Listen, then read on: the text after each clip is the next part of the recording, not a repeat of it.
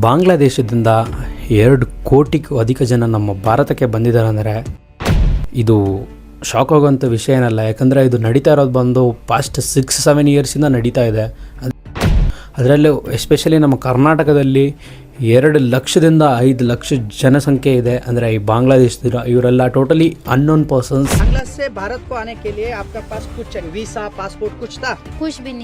ಭಾರತಕ್ಕೆ ಬರೋದು ತಪ್ಪ ಅಂತ ಕೇಳಿದ್ರೆ ಖಂಡಿತ ಇಲ್ಲ.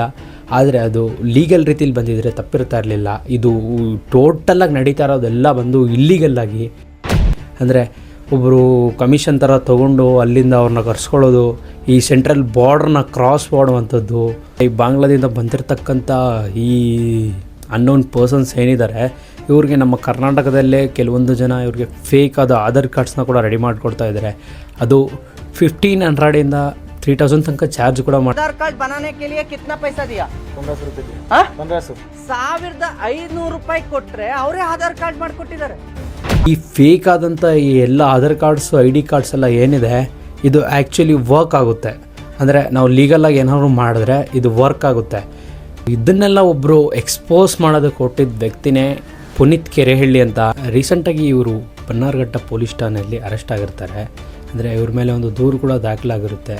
ಅವರು ಎಕ್ಸ್ಪೋಸ್ ಮಾಡಿ ಹೊಟ್ಟಿರೋ ವಿಷಯನ ನಮ್ಮ ಸರ್ಕಾರ ಇನ್ನೊಂದು ರೀತಿಯಲ್ಲೇ ತಿರುಗಿಸಿ, ಅಂದರೆ ಅವ್ರ ಮೇಲೆ ದೂರನ್ನು ದಾಖಲು ಮಾಡಿರ್ತಕ್ಕಂಥದ್ದು. ಸೊ ಇಲ್ಲಿ ಅನ್ನೋನ್ ಪರ್ಸನ್ಸ್ ಹತ್ರ ಹೋಗಿ ದೌರ್ಜನ್ಯ ನಡೆಸಿರ್ತಕ್ಕಂಥದ್ದು, ಹಲ್ಲೆ ಮಾಡೋಕ್ಕೆ ಟ್ರೈ ಮಾಡಿರ್ತಕ್ಕಂಥದ್ದು ಅಂತ ಅವ್ರ ಮೇಲೆ ದೂರನ್ನು ಕೂಡ ದಾಖಲು ಮಾಡಿದ್ದಾರೆ. ಜೈಲಿನಲ್ಲಿಡುವಂಥ ಸಂಪೂರ್ಣ ವ್ಯವಸ್ಥೆಯನ್ನ ಕರ್ನಾಟಕ ಸರ್ಕಾರ ಮಾಡ್ಕೊಂಡು ಕುಳಿತಿದೆ. ನಮ್ಮಲ್ಲಿ ಒಬ್ಬರು ಬಾಂಗ್ಲಾದೇಶಕ್ಕೆ ಹೋಗಿರ್ತಾರೆ. ಅಂದರೆ ಈಸ್ ಎ ಪಬ್ಲಿಕ್ ವಿಸಿಟರ್, ಅಂದರೆ ಒಂದು ಟೂರ್ಗೆ ಅಂತ ಅವರು ಪ್ಲ್ಯಾನ್ ಮಾಡಿಕೊಂಡು ಬಾಂಗ್ಲಾದೇಶ ಹೋಗಿರ್ತಾರೆ, ಅಲ್ಲಿ ಪ್ಲೇಸ್ನ ಎಕ್ಸ್ಪ್ಲೋರ್ ಮಾಡೋದಕ್ಕೆ ಅಂತ. ಸೊ ಆಗ ಅವ್ನು ಹಿಂದೂ ಅಂತ ಗೊತ್ತಾಗಿದ್ದು ಒಂದೇ ವಿಷಯಕ್ಕೆ ಇಡೀ ಬಾಂಗ್ಲಾದೇಶದಲ್ಲಿ ಒಂದು ಸಿಟಿಲಿ ಈ ಇಡೀ ಪಬ್ಲಿಕ್ ಎಲ್ಲ ಸೇರಿಕೊಂಡು ಅವನು ಹೊಡೆದು ಸಾಯಿಸ್ತಾರೆ. ಇದೇ ಬಾಂಗ್ಲಾದೇಶದವರು. ಇಲ್ಲಿ ಹಿಂದೂ ಮುಸ್ಲಿಂ ಅಂತ ಬರುತ್ತೆ ಅಂತ ಕೇಳಿದ್ರೆ ಖಂಡಿತ ಇಲ್ಲ.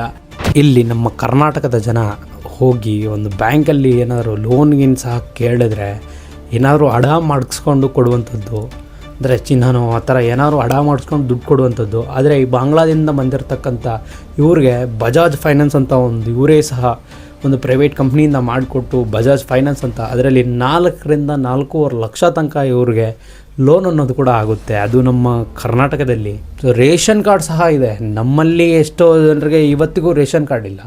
ಆದರೆ ಅಲ್ಲಿಂದ ಬಂದಿರತಕ್ಕಂಥವ್ರಿಗೆ ಇಲ್ಲಿಗಲ್ಲಾಗಿ, ಅಂದರೆ ಅವ್ರ ಹತ್ರ ಬರೋ ದುಡ್ಡನ್ನೆಲ್ಲ ಕಿತ್ಕೊಂಡು ಮಾಡ್ತಕ್ಕಂಥದ್ದು. ಇದು ಯಾವ ಮಟ್ಟಿಗೆ ಸರಿ ಅಂತ ಗೊತ್ತಿಲ್ಲ. ಇದ್ರ ಬಗ್ಗೆ ನಿಮ್ಮ ಒಪಿನಿಯನ್ ಇದೆ ಅಂತ ದಯವಿಟ್ಟು ಕಮೆಂಟ್ ಮಾಡಿ.